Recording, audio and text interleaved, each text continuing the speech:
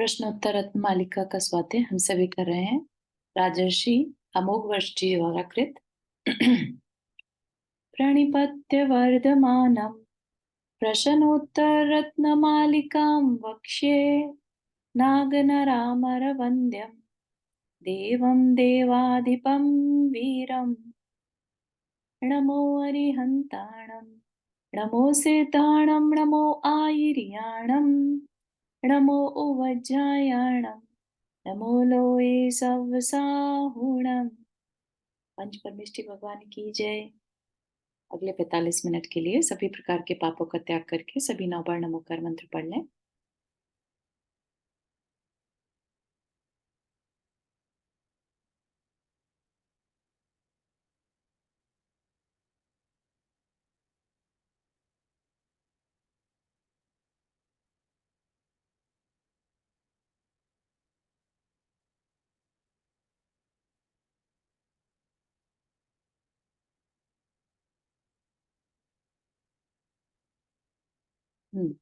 तो प्रश्नोत्तर रत्न मालिका जैसा कि हम सब पढ़ रहे हैं, इस समय हम गाथा नंबर 8 पर हैं। और अभी तक हमने बहुत ही जो सारभूत क्वेश्चंस रहते हैं जीवन से रिलेटेड, हमें जो कि किसी कॉलेज वगैरह में या किसी स्कूल में नहीं सिखाए जाते, ऐसे क्वेश्चंस को, लाइफ से रिलेटेड, रियलिटी से रिलेटेड क्वेश्चंस को हमको सिखाया जा रहा है। ठीक है ना? तो हमें उससे क्या पता चलता है कि हमारे लिए सबसे जरूरी क्या चीज है। तो हमने जाना था कि हमारे लिए सबसे जरूरी है तत्व को जानना, तत्व का चिंतन करना। ठीक है? तो हम अपने अंदर भी तत्व देखें और बाहर में भी, दूसरों में भी तत्व देखें। ठीक है? जो ऐसा करता है वही विवेकी हो सकता है, उसी के अंदर सही गलत की जो समझ है वो हो सकती है। ठीक है ना? तो ये सबसे इम्पोर्टेंट चीज हमने समझी थी, जो किसी स्कूल या कॉलेज में नहीं सिखाई जाती। हमें क्या सिखाया जाता है कि ये डिग्री अच्छी है, इसमें बहुत पैसा बनता है, ये करो, ऐसा करो, फैमिली बनाओ, फैमिली को बड़ा करो, फैमिली अपना, फिर अपनी फैमिली बनाएगी। इस तरह की चीजें हमें सिखा दी जाती हैं। राइट? हमारी खुद की, हम एग्जिस्टेंस, हमारी खुद की आइडेंटिटी क्या है, उसके बारे में कुछ भी कभी भी डिस्कशन नहीं किया जाता। बहुत रेयर ही किसी फैमिली में ये बात सिखाई जाती होगी कि हम आत्मा है ना?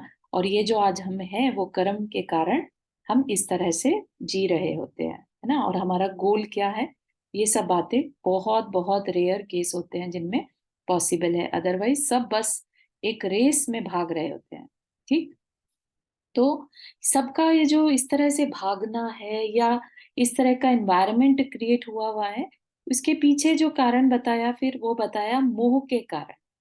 ये नहीं है कि हम ही मोह में हैं, हमारे पेरेंट्स भी, हमारे जो टीचर्स हैं वो भी, सब के सब इस मोह में बस डूबे हुए हैं। राइट? जैसे कि अल्कोहल पिए हुए रहता है पर्सन, उसको नहीं पता रहता कौन उसका रिश्तेदार है और कौन वो खुद है।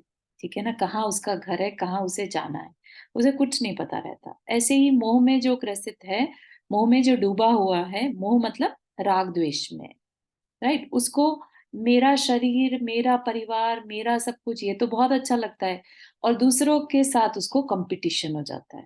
ठीक है ना? इट्स ऑल बिकॉज ऑफ जो मोहनीय हमारा कर्म है, उसकी वजह से भ्रम में घूम रहे हैं हम भी। हम भले ही कहते हैं हम अल्कोहल नहीं कंज्यूम करते, लेकिन फिर भी हम एक तरह से भुलावे में रहते हैं, भ्रम में रहते हैं। तो हमारा पूरा जीवन ही भ्रम में है। और हम क्या कर रहे हैं, बस अपने इंद्रिय विषयों में लगे हुए हैं। सबके सब, नॉट जस्ट आप, मैं, कोई और, पूरा संसार इंद्रिय विषयों में ही लगा है। बहुत गिने चुने साधु लोगों को छोड़कर बाकी सब के सब बस अपने इंद्रिय विषयों को पूरा करते हैं और अपना जीवन काट रहे हैं, है ना? जी नहीं रहे, काट रहे हैं। ठीक है ना? तो हमें यहाँ पर जीवन को कैसे जीना है, उससे रिलेटेड कुछ बातें समझाई जा रही हैं। ठीक है? फिर यहाँ पर क्या बताया था, जो जिसका अधूरा रह गया था हमारा, कि यहाँ पर मतलब किस चीज से सबसे ज्यादा डर लगता है। तो क्या बताया? मरने से। मरने से सबको डर लगता है, एंड इट्स अ रियलिटी। हम लोग भले ही इसको माने चाहे नहीं माने, हम इतना डरते हैं कि हम मरने की बातें भी करना पसंद नहीं करते। क्यों? क्योंकि हमें अपने इस लाइफ से इतना प्यार हो जाता है, परिवार के बिना हम कैसे रहेंगे, ऐसी फीलिंग आने लगती है, ठीक है? हम कहाँ जाएँगे, कैसे रहेंगे, इनके बिना हमारा मन लगेगा कि नहीं लगेगा, इस तरह के चीज़ों से हमें लगता है, इसलिए हम मरने से डरते हैं, ठीक? फिर अंधों में से भी बढ़कर अंधा किसे कहा जाता है? कामी जन को, ठीक है? और शूरवीर किसे कहेंगे? जो स्त्री के नयन रूपी बाणों से पीड़ित ना हो, वह सबसे ज्यादा शूरवीर है, ठीक है? बहुत ज्यादा बॉडी बिल्डिंग कर लेने वाला शूरवीर नहीं, जो बहुत ज्यादा किसी लड़ाई में लड़के आ जाए शत्रुओं से, वो भी शूरवीर नहीं। जो स्त्री के नयन रूप से, जो कहते हैं ना, काम बाणों से बच जाए, वह सबसे ज्यादा बड़ा शूरवीर है, ठीक है? तो यहाँ पर हमने विवेचन शुरू किया था। इस संसार में सबको मरण से भय रहता है। कोई भी जीव, चाहे वह किसी भी योनि में, किसी भी गति में जन्मा हो, मरण से डरता है। कोई मरना नहीं चाहता। इसका बस एक अपवाद है, क्या है? नारकी जीव, क्योंकि वहां इतना दुख होता है कि उसको जीवन जीने का मन नहीं करता। ऐसा कभी कभी मनुष्यों में भी देखने में आ जाता है कि कुछ बहुत अंदर से दुखी लोग होते हैं, तो उनके अंदर ये भाव आ जाते हैं कि मेरा ये जीवन मुझे नष्ट करना है ना? सिर्फ एक वो ही जीव है जो अंदर में इतना दुख फील कर लेते हैं कि उन्हें ये जीवन की वैल्यू नजर नहीं आती। ये जीवन कितनी दुर्लभता से, कितनी हार्ड एफर्ट्स के बाद मिला है, उनके अंदर ये भाव नहीं आ पाते। उनको लगता है बस मुझे जो चाहिए था वो नहीं मिला, तो ये जीवन वेस्ट है, अब मुझे ये जीवन नहीं जीना, ठीक है ना? तो वो, मतलब ये कह लीजिए कि मोह का जो भ्रम है उनके ऊपर और भी स्ट्रांग है। वो फाइट करना नहीं जानते, ठीक है ना? तो यहाँ पर एक जो जनरल अपवाद है, जनरल एक एक्सेप्शन किस कौन सी गति का है? नारकी जीवों का। नरक में जो नारकी हैं वो इतने दुख से अपने आप को बचने के लिए सोचते हैं कि हम मर जाएं तो अच्छा है, लेकिन वहां पर मरना चाहते हुए भी अकाल मरण नहीं होता। जितनी आयु उन्होंने लिखाई है उतना पूरा होगा, चाहे तिल के बराबर टुकड़े कर दे बॉडी के, तब भी उनका शरीर वापस से जुड़ जाता है दुख उठाने के लिए, ठीक है? शास्त्रों में एक घटना आती है। एक राजा को एक मुनिराज से अपने मरण के विषय में ज्ञात हुआ कि उसकी मृत्यु 7 दिन बाद हो जाएगी। राजा को पता चला कि वो 7 दिन बाद मरने वाला है। उस राजा ने मुनिराज से पूछा, आप यह और बता दें कि मैं मरकर कहाँ जन्म लूंगा? मुनिराज ने कहा, अपने ही घर के विष्टागृह में, यानी शौचालय में। कोई अन्य उपाय न समझते हुए राजा ने अपने पुत्र को कहा कि जैसे ही मैं इस विष्टा में कीड़ा बनूं तो मुझे मार देना, है ना? कि मैं उस पर्याय में ज्यादा नहीं रहना चाहता। अब मनुष्य है तो कीड़े की लाइफ तो बहुत ही बुरी लगेगी ना, तो कि मैं नहीं चाहता कि मैं कीड़ा बन के रहूं, वो भी विष्टा में। तो राजा का जब मरण हुआ, मरकर वो कीड़ा बन गया। राजकुमार ने देखा और उसने, जैसा कि पिताजी ने कहा था कि मुझे मार देना, तो कीड़ा जो था वो और अंदर विष्ठा में घुसता चला गया। मतलब क्या? कि कितना भी पहले उसके संबोधन देने के बावजूद भी अब उसकी जो गति मति है वो बिल्कुल काम नहीं कर रही, क्योंकि जैसी गति वैसी मति, या जैसी मति वैसी गति, दोनों चीजें अप्लाई हो जाती हैं, ठीक है ना? तो मुनिराज से पूछा तो राजकुमार को मुनिराज ने समझाया, बेटा इस संसार की यही स्थिति है, कोई भी मरना नहीं चाहता, जो जहां है वहीं रमने लगता है। मतलब उस कीड़े को भी बनने के बाद वो कीड़ा उस जगह को अच्छा समझने लगा, उस लाइफ को अच्छा समझने लगा, मरने से डरने लगा, ठीक है ना? तो इस चीज को सब अपने ऊपर भी अपने को अप्लाई करना है कि हम सब भी ऐसा ही कहीं ना कहीं उस लाइफ की एंडिंग से डरते हैं, ठीक है? कि हमने अपने लिए जो कंफर्ट क्रिएट करे, अरे हम उसे तो भोग ही नहीं पाए, है ना? इतना जो हमने वेल्थ इकट्ठी करी, हम उसको छोड़ देंगे तो उसका क्या होगा? तो हमें तो बने ही रहना चाहिए ताकि हम उसकी टेक केयर कर सके। तो इस तरह के ख्याल आने से हम सब मरने से डरते हैं। नहीं नहीं, हमें नहीं मरना, ठीक है ना? Everyone knows that he will die, but no one believe it. प्रत्येक व्यक्ति जानता है कि वह मरेगा, लेकिन कोई भी विश्वास नहीं करता। अंधे से भी अधिक अंधा रागी जीव है। जो पहले ये क्वेश्चन उठा कि अंधे से अधिक अंधा कौन है ना? तो रागी कामी जीव जो है वो अंधे से भी ज्यादा अंधा कहलाता है। अंधे के पास तो सिर्फ एक इंद्रिय नहीं है, और कामी जीव जो होता है उस पे सारी इंद्रियां होते हुए भी उसको कुछ और दिखाई नहीं देता। अंधे को तो केवल आंखों से दिखाई नहीं देता और वह बाह्य पदार्थों को नहीं देख पाता, किंतु रागी जीव देखते हुए भी कुछ नहीं देखता। स्त्री राग में यह जीव कामांध कहलाता है। ऐसा जीव अपने घर की, कुल की, समाज की मान प्रतिष्ठा को नहीं देखता। स्त्री राग में अंधा हुआ आज का युवक और पुरुष राग में अंधी हुई युवती घर छोड़कर भाग जाते हैं। बाद में फिर उन्हें पछताना पड़े, पर वापस घर आने में लज्जा आती है, इसलिए जैसे तैसे अपना गुजारा करते हैं। ठीक है, तो इसको दोनों पर लगा लें, स्त्री पर भी और पुरुष पर भी। ठीक है, तो ये जो राग में जो अंधा हो जाता है वो सबसे ज्यादा बड़ा अंधा कहलाएगा। यदि स्त्री को कोई धनवान, अधिक धनवान दिख जाता है तो वह अपने प्रेमी को छोड़कर अन्य के साथ चली जाती है, और युवक को दूसरी रूपवती मिल जाती है तो वह उसे छोड़कर चला जाता है। ऐसी घटनाएं हर गली मोहल्ले में आए दिन सभी सुनते हैं, देखते हैं। यह इसी कामांधता का परिणाम है। कितने ही लोग परेशान होकर आत्महत्या कर लेते हैं, अथवा ऑनर किलिंग का दौर इस समय बहुत चल रहा है। ऑनर किलिंग मतलब कि हमने तो अपनी समाज में प्रतिष्ठा बनाने के लिए अपनी ही बेटी और उसके प्रेमी को मार दिया। ठीक है ना? तो यह सब क्या, ऑनर किलिंग का नाम देकर सब चल रहा है। यह सब मान प्रतिष्ठा की खातिर होता है, पर विचार करें कि इसमें किसकी मान प्रतिष्ठा कितनी बनी रहती है। स्त्री से राग करना ही पंचेंद्रिय विषयों से राग करना है ना?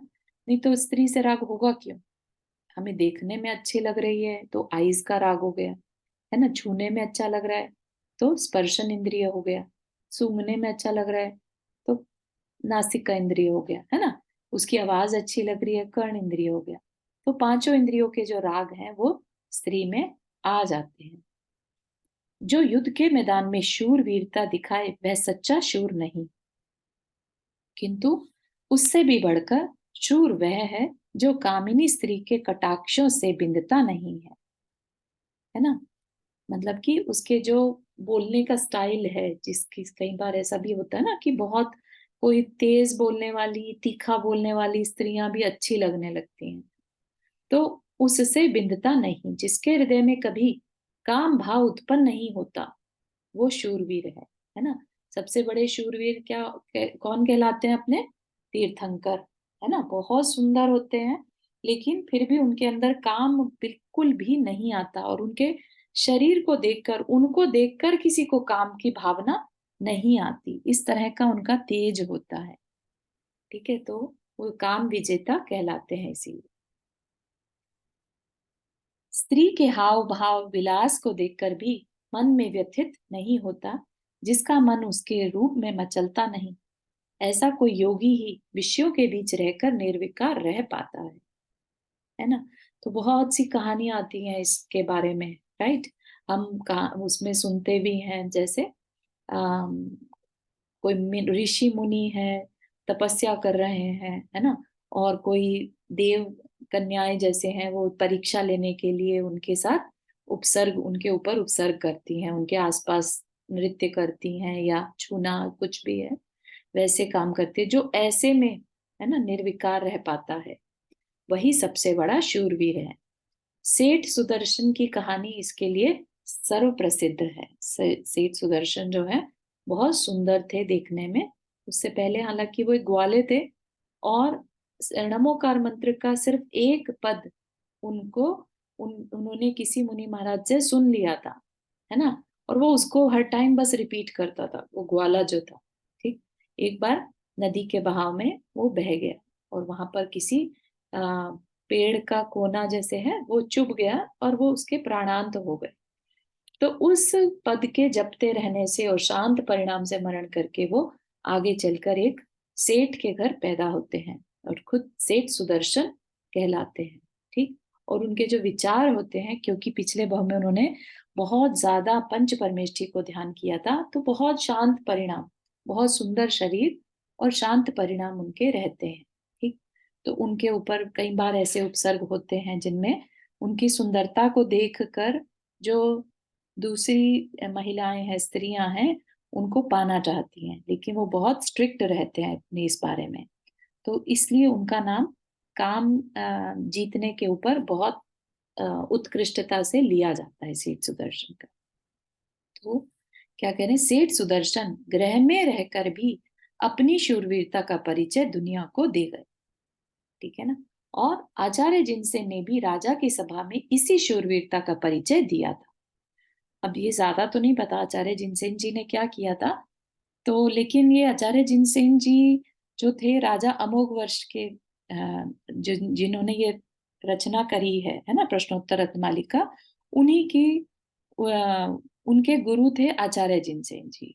और वो राजा उनसे प्रसन्न हुए क्योंकि राजा का एक जो कह लीजिए दरबारी जो होते हैं ना, सभासद बैठते हैं, एक कालिदास कवि थे। राइट। तो उन्होंने उसके साथ, कालिदास ने आचार्य जिनसेन जी पर यह आरोप लगा दिया था कि इन्होंने जो अभी रचना करी है वो मेरी मेघदूत की कॉपी है, इन्होंने चुराया है उसे, ऐसा करके। तो उनपे ये हो गया कि नहीं, आप ये दूसरी रिक्रिएट करो। ठीक है ना। तो उन्होंने 8 दिन के अंदर अंदर जो था पूरा मेघदूत काव्य जो था उसको, जो उसके श्रृंगार रस था, उसको कन्वर्ट करके एकदम शांत रस में सबके सामने प्रस्तुत किया। ठीक है। तो ये चीज वो कौन कर सकता है, जो दोनों ही तरह से है ना, आचार्य होते हुए भी उन्होंने श्रृंगार रस को पढ़कर उससे विचलित ना होते हुए और उसको शांत रस में कन्वर्ट किया। ठीक है।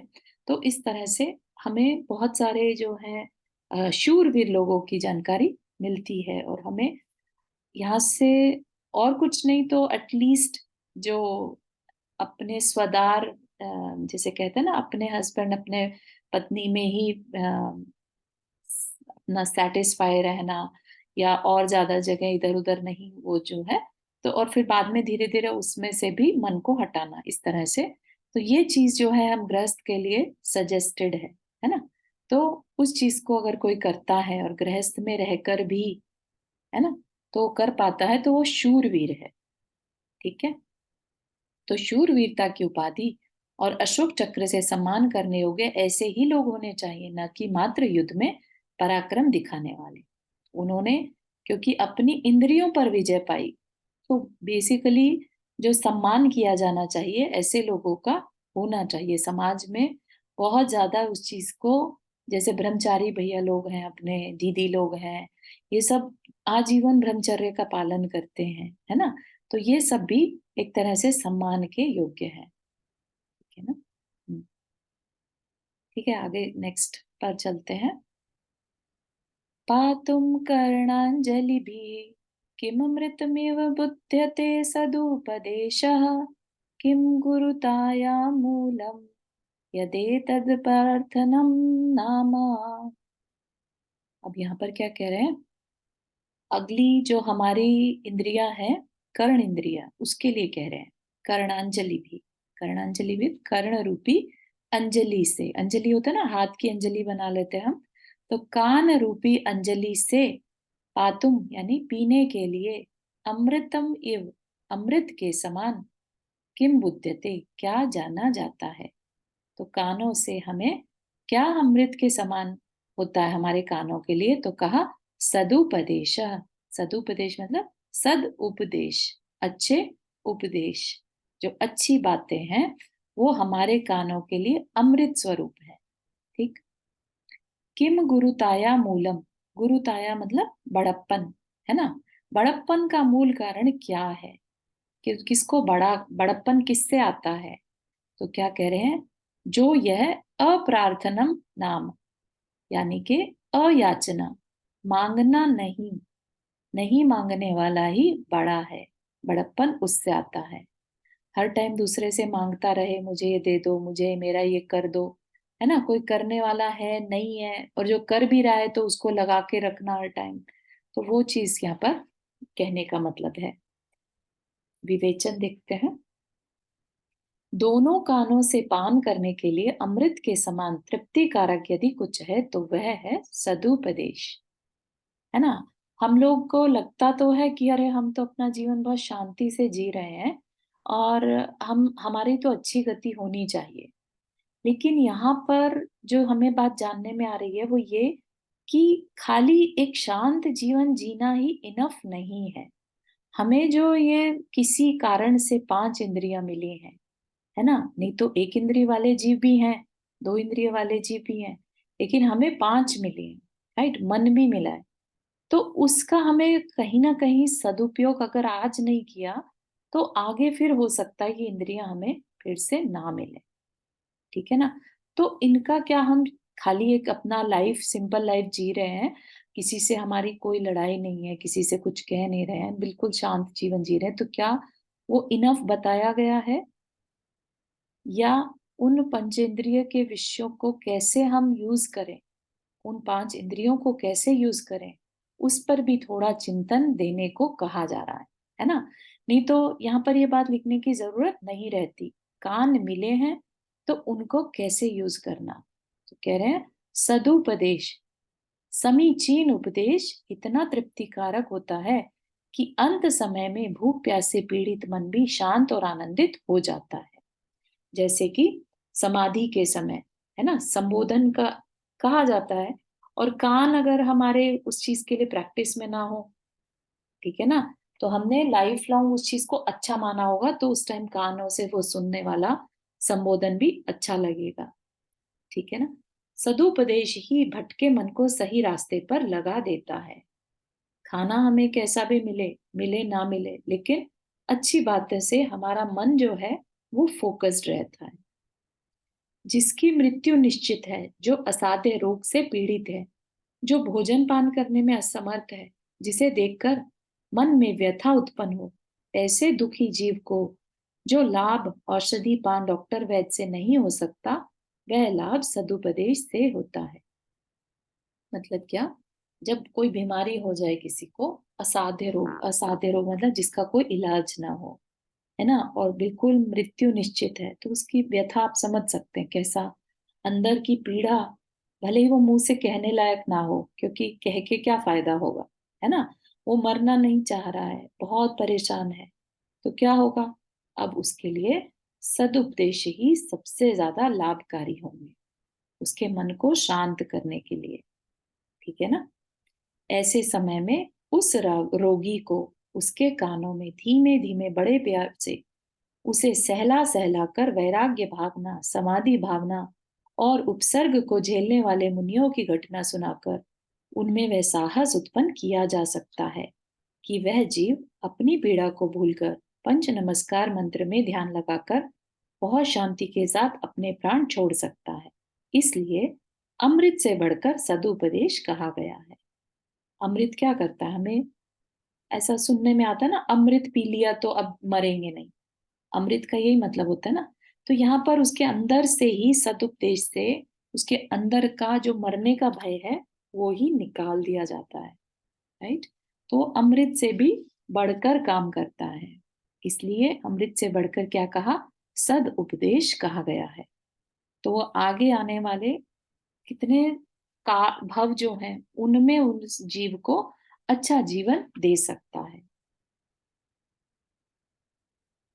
8 वर्ष अंतर मुहूर्त के बाद दीक्षा लेकर पूर्व कोटि वर्ष तक जंगल में गुफा में एकांत स्थान में रहकर मुनि जन अपना समय धर्म ध्यान के साथ इसी सदुपदेश का स्मरण करके निकालते हैं, ठीक है ना? तो उन्हें भी पता है कि हमारा जीवन का कार्य क्या है, सार क्या है, ठीक? तो ये जो सदुपदेश उन्होंने सुने हैं, मुनि बने हैं तो सदुपदेश सुन के ही बने होंगे, अभी नहीं तो पास्ट लाइफ में बने सुने होंगे, है ना? तो उस तरह के संस्कार उनके पास रहते हैं।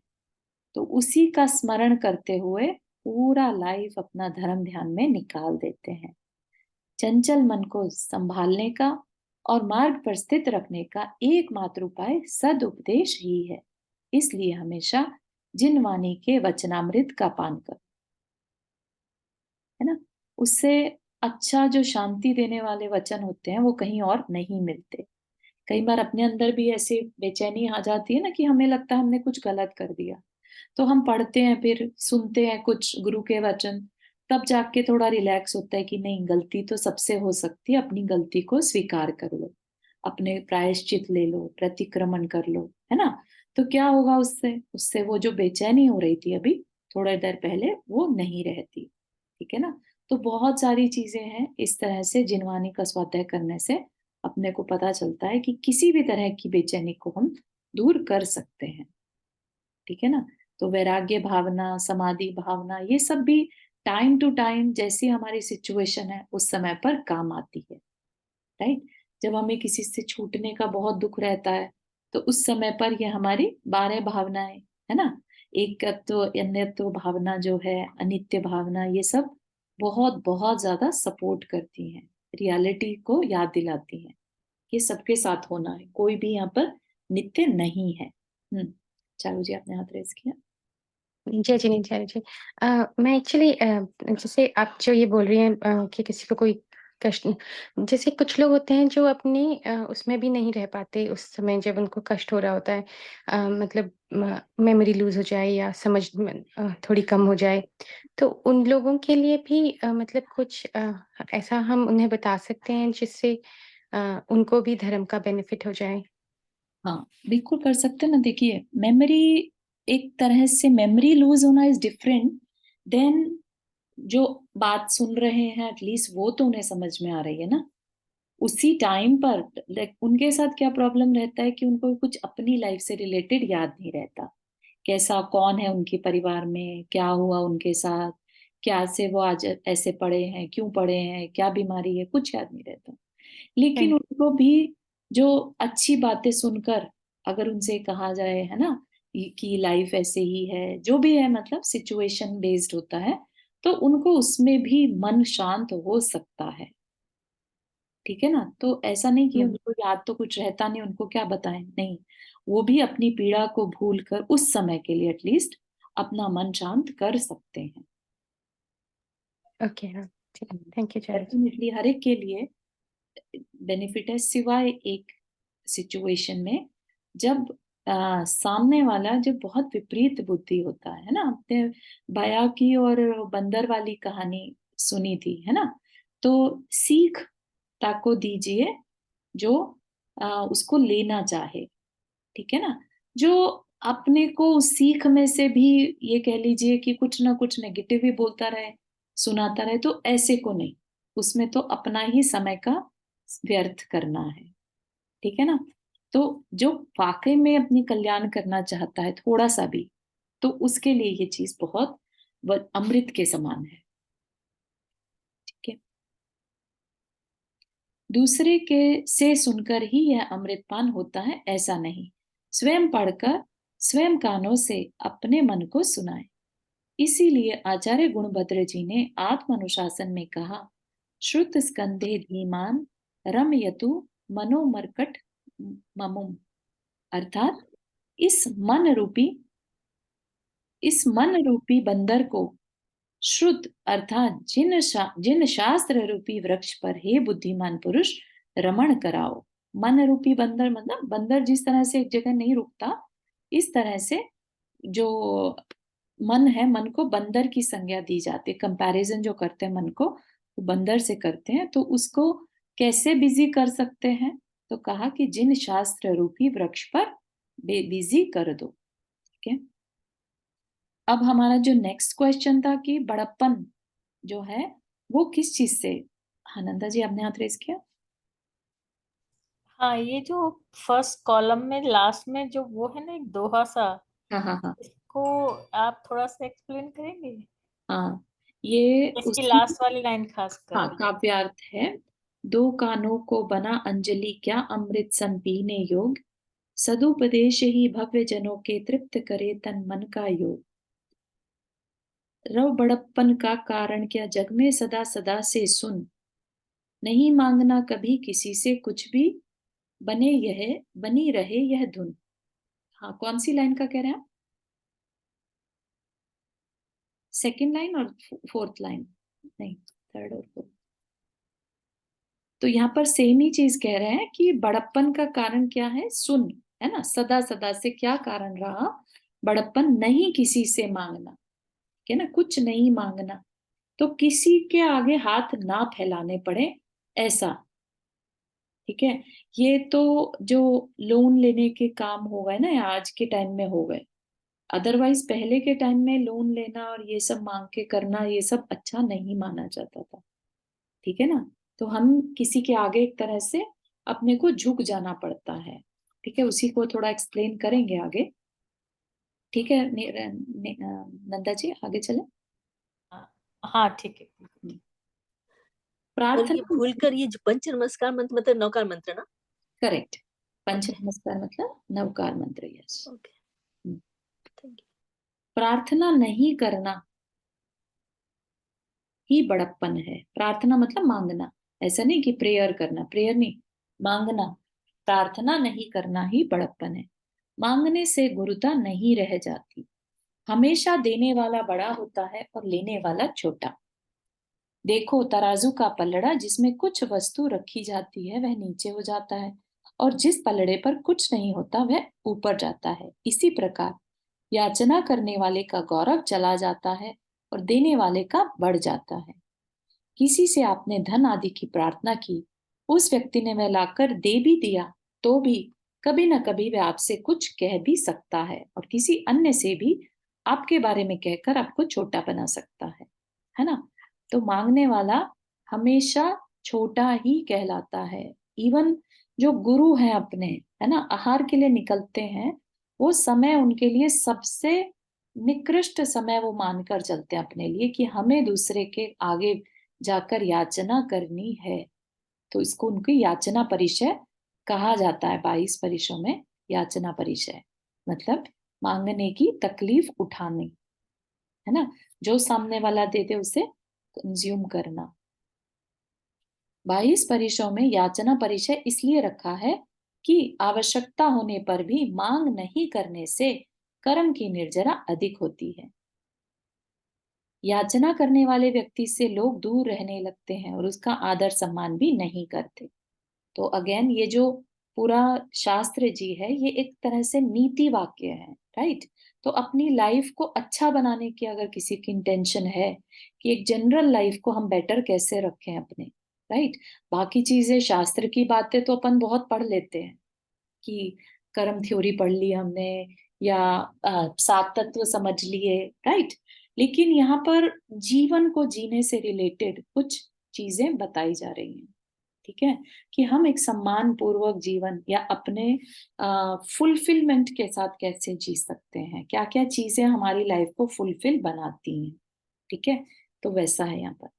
तो याचना करने वाले व्यक्ति से लोग दूर रहने लगते हैं ना। तो ये सभी के एक्सपीरियंस में शायद कभी ना कभी आया होगा। छोटी सी चीज में भी हमें झुकना पड़ता है मांगने के लिए। स्वयं स्वयं दिया सो दूध बराबर, मांग लिया सो पानी, खींच लिया सो खून बराबर, यह कह सच कहो ज्ञानी। कि कोई अगर खुद से दे तो वो दूध, मांगा तो पानी, और किसी का हमने खींच लिया तो वो दूसरे का जैसे हमने खून ही खींच लिया हो, ऐसा, ठीक है। आगे चले, किसी को कोई क्वेश्चन सो फार?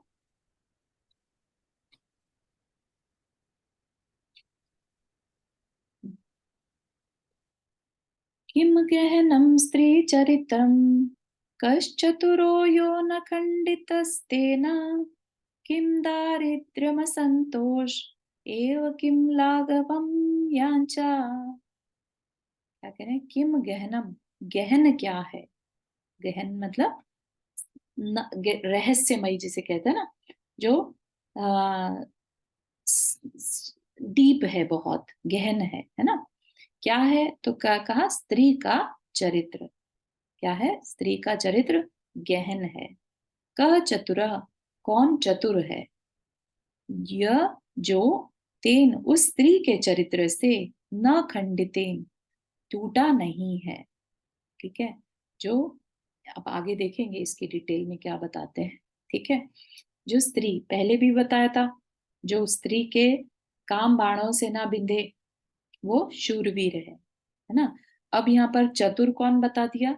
जो स्त्री के चारित्र से नहीं टूटे वो चतुर। ठीक। दरिद्रता क्या है? किसको दरिद्र कहेंगे? जिसके पास पैसे की कमी है उसको, या कुछ और? तो क्या कहा? असंतोष। जिसके पास असंतोष है वह दरिद्र है। और इसी प्रकार लघुता क्या है? तो जैसे पहले कहा था, गुरुता क्या है? बड़प्पन क्या है? तो ना मांगना। और लघुता क्या है? मांगना। ठीक। तो अब इनका आंसर देखेंगे, डिटेल देखते हैं। तो क्या कहा? गहन क्या है? स्त्री का चरित्र। गहन से तात्पर्य दुर्बोध, समझ से परे, अचिंतनीय, दुर्गम, रहस्य से है।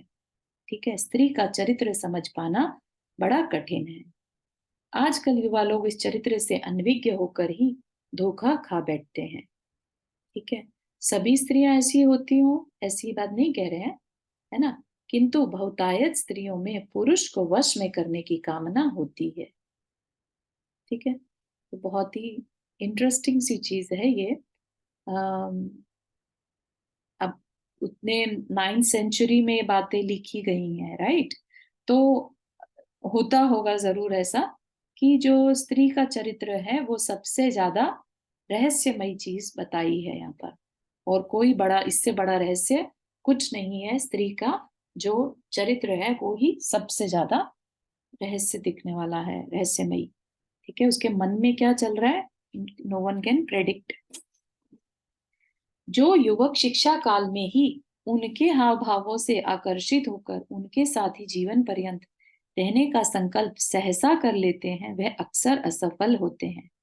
जो केवल चमड़ी के उजाले से बहक जाते हैं वह जीवन में आने वाले संकट के अंधेरों से पार नहीं हो पाते। जब कोई स्त्री बातचीत करती है, कटाक्ष करती है, हाव भाव दिखाती है, तो भोला युवक समझ लेता है कि वह हमारे लिए ही ऐसा कर रही है, जबकि उसका यह स्वभाव ही है। ठीक है। तो यहाँ सबको अपने ऊपर अप्लाई करने की जरूरत नहीं है। जिसके अंदर ये इस तरह के हाव भाव होते हैं ना, कि मेरे बस आगे पीछे ये मेरी उंगलियों पर इशारे पर नाचे सब जो है, तो उनके लिए ही मेनली ये बात हो रही है। ठीक है।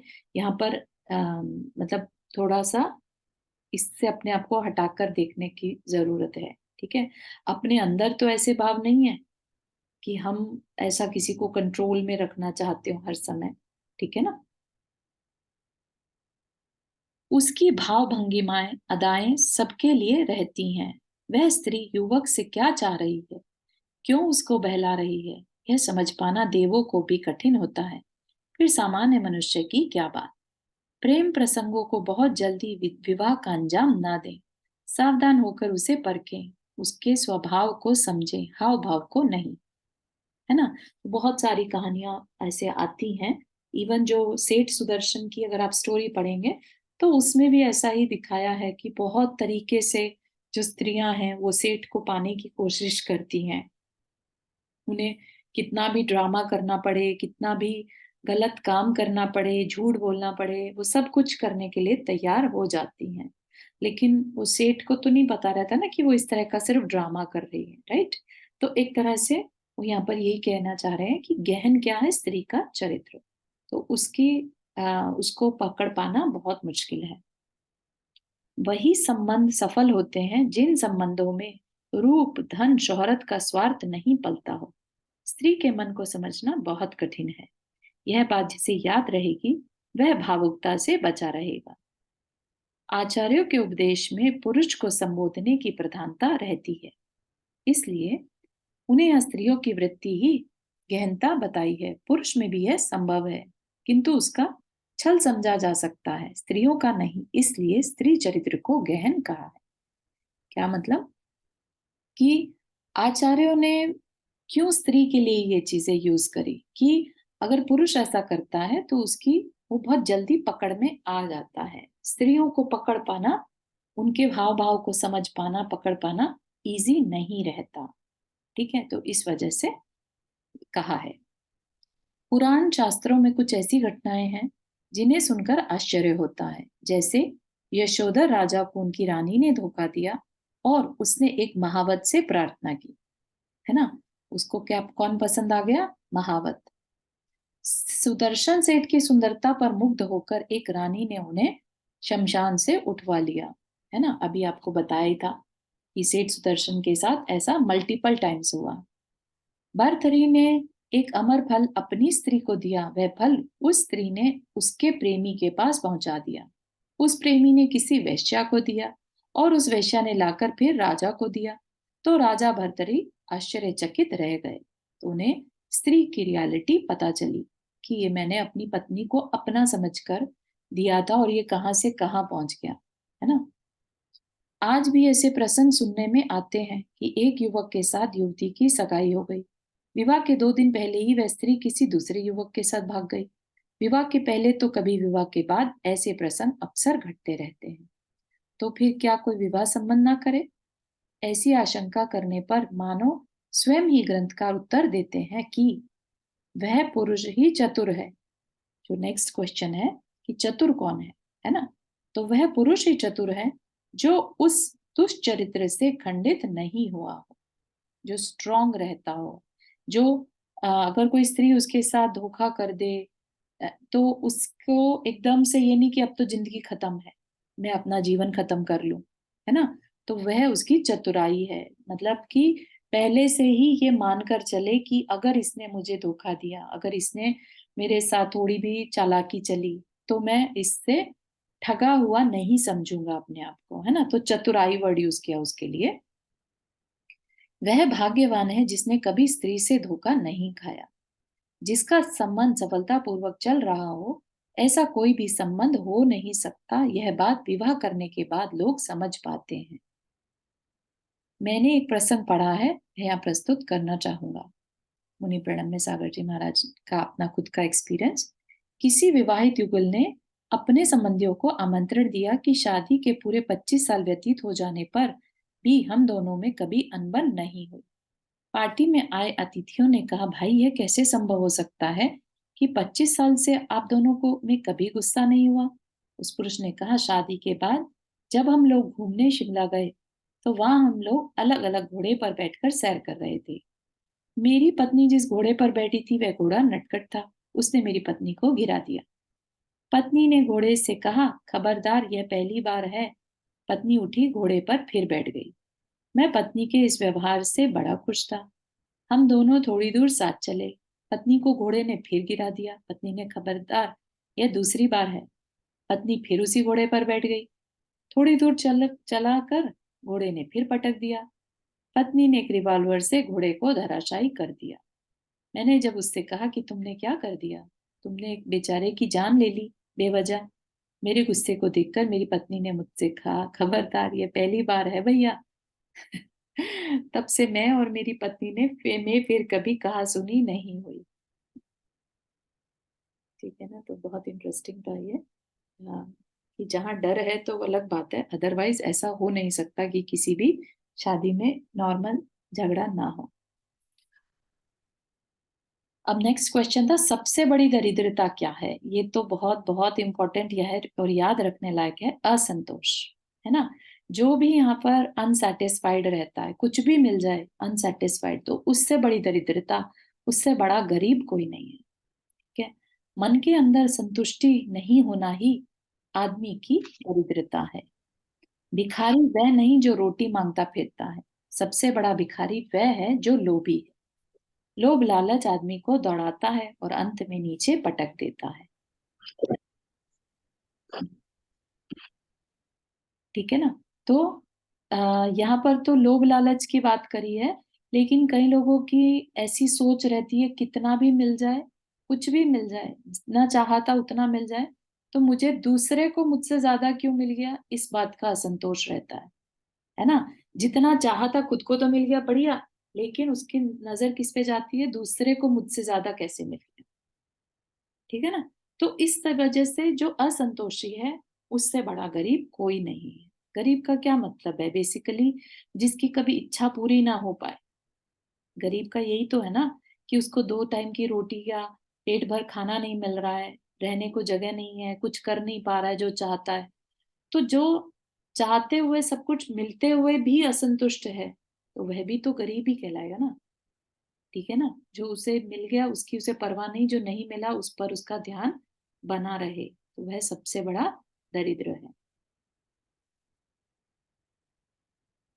इसको अपन कल कंटिन्यू करते हैं। यहाँ तक के कुछ किसी को कुछ डिस्कस करना है या कुछ क्वेश्चन?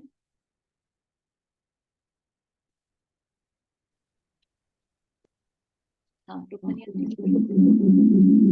मुझे क्वेश्चन हम्म एक्चुअली ये रिलेटेड इसके लिए नहीं है, बट ये दसरा जो है हम लोग मतलब क्यों जैनों में दसरा मनाते हैं क्या, पहला क्वेश्चन।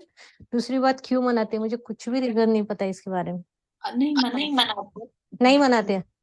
नहीं। अच्छा अच्छा, ठीक है, बस ओके, थैंक यू।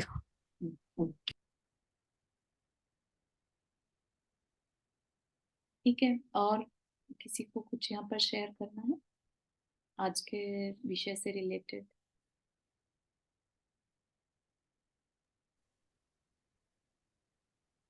हाँ, हीरा काला जी, आप कुछ कहना चाह रहे हैं? नहीं, हाँ, मैं ये पूछ रही थी, ये अपन को कोई प्रायश्चित की माला फेरनी होती है तो अपन को कौन से मंत्र का जाप करना चाहिए? ये एक्चुअली प्रायश्चित या तो गुरु से लिया जाए, है ना, और गुरु अवेलेबल नहीं है तो मंदिर में जाकर भगवान के सामने, और फिर आपको जितने भी लगे तो नमोकार मंत्र की ही माला मेन है। हाँ, ये किसी ने मेरे को बोला था, ओम रीम अरम भी बोल सकते हैं, ओम ओके, तो आई थिंक गुरु से पूछ लेना एक बार, ज्यादा अच्छा रहेगा, है ना? बाकी अच्छा अच्छा अच्छा, मतलब अपने मन से अपन नहीं बोल सकते कि अपन प्रायश्चित, मेरे को से गलती हो गई, हाँ मैं माला फेरती हूँ, मन से हाँ, बोल के और कर मन से सकते। नॉर्मली नहीं लिया जाता जब तक कि गुरु से एक बार पूछ ना लिया जाए, क्योंकि अपने मन से फिर हम उस चीज को फिर रिपीट कर लेते हैं गलती को। अच्छा, इट्स बेटर कि किसी की साक्षी में लिया जाए। तो अपन को फिर पाप लग जाते हैं। मतलब वो दोष क्लियर नहीं हो पाएगा। अच्छा, ठीक। ठीक है। जिनवानी स्तुति। जा वाणी के ज्ञान से सूझे लो कालो, सो वाणी मस्तक धरो सदा देत बुधो, हे जिनवाणी भारती तो ही जपो दिन रहन, जो तेरा शरणा गए सो पावे सुख चैन। नौ बार।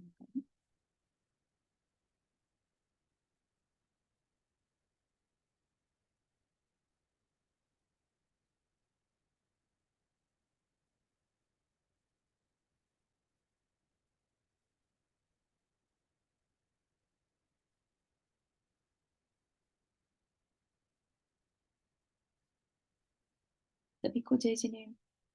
जय जय जिनेन्द्र। जिनेन्द्र। चारों जय सभी को। जिनेन्द्र। जय जिनेन्द्र सभी को। जय जिनेन्द्र। ठीक।